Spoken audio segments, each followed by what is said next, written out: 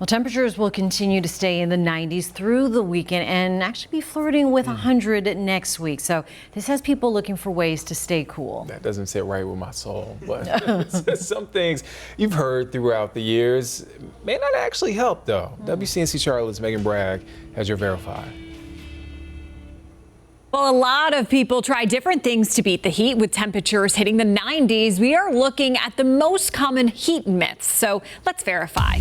Our sources: family physician Dr. Carla Robinson, the Mayo Clinic, the Cleveland Clinic, and the CDC. The first myth: acclimatization will protect you during a heat wave. According to the CDC, acclimatization happens when a person is exposed to extreme temperatures outside over a 7 to 10 day period. Though it can help you get used to heat, Dr. Robinson says it's not the best method during a heat wave. But it does take some time to do so. And so in many cases, it's just not possible to rapidly do that when you have these heat waves come through like we've seen here recently. So we are busting this myth for heat waves because you may not have that long to adjust. The next myth: you should take salt tablets during a heat wave to restore electrolytes. They can have some pretty serious side effects if you expose your body to high levels of salt.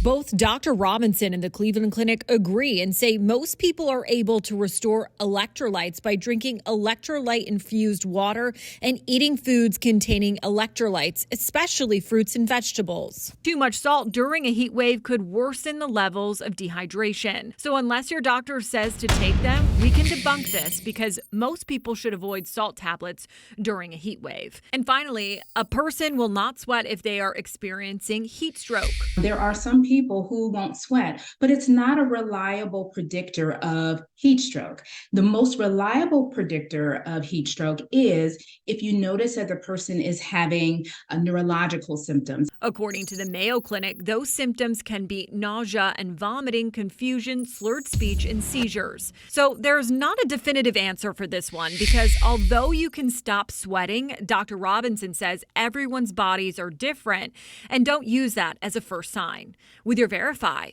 I'm Megan Bragg.